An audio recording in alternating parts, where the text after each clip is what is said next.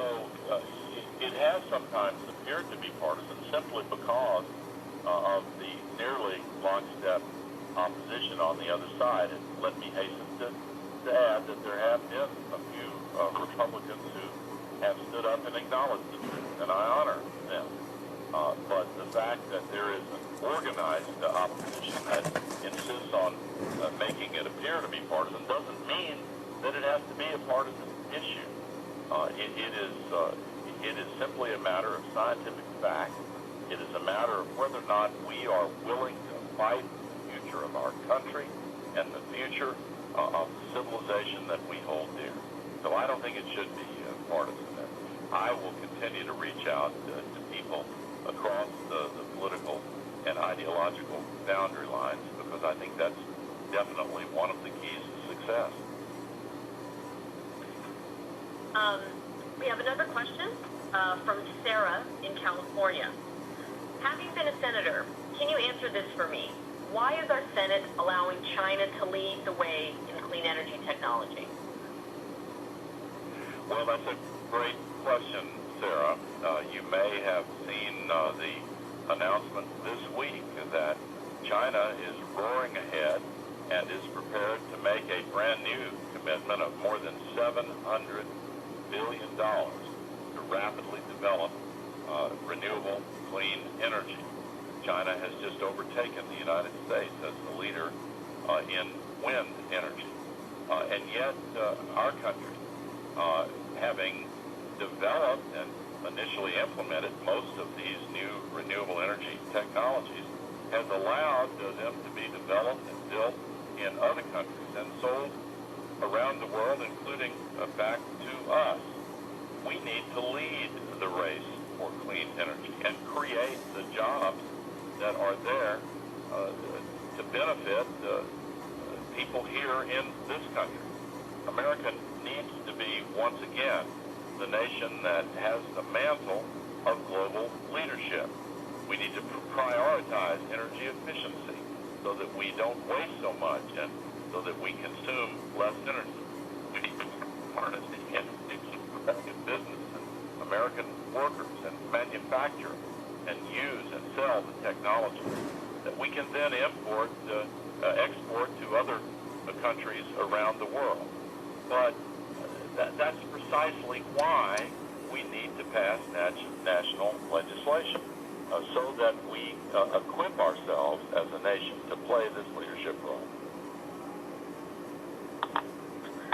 Thank you, Mr. Vice President. I think that's all the time we have for questions tonight. I know it's been a pleasure to have you join us tonight, and I know that we'll be using your call to recommit to the fight ahead as a call to arms for the entire movement. Our work is certainly not done yet. If you have anything parting to say? Well, again, I simply want to thank everyone for taking part in this call and for being a part of Repower America. We do have the most important work we've ever done lying just ahead of us. Don't be discouraged. We've made great progress. We've made great gains. We were not able to convince the Senate to pass this legislation this year, but that is just the very reason why we have to dig deep and redouble our efforts, because we cannot fail, and we will not fail. And with your help, we will succeed. Thank you. Thank you, Giselle.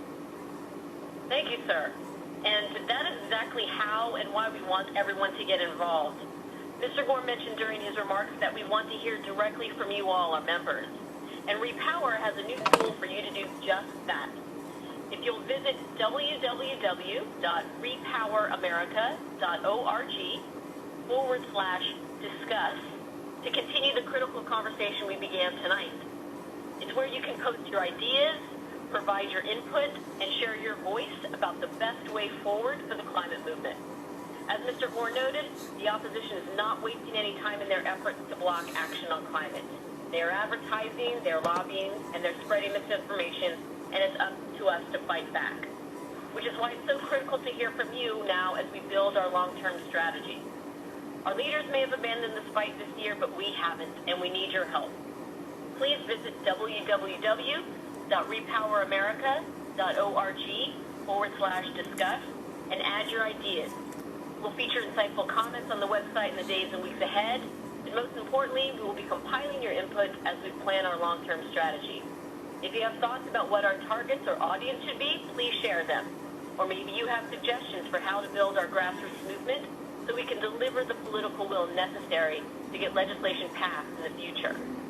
Some of you are already involved in our Truth Squad in helping us fight back against some of the smears and the misinformation that Mr. Gore noted about the climate science, and we welcome more members to join that Truth Squad. Again, please join the discussion at www.repoweramerica.org/discuss. We will be posting highlights from the call tonight here, so please tell your friends and family about the call and get them to recommit to the fight ahead and have them share their ideas. Again, thank you all for joining Vice President Gore tonight. We thank you all for your tireless commitment and your passion, and we look forward to the fight ahead.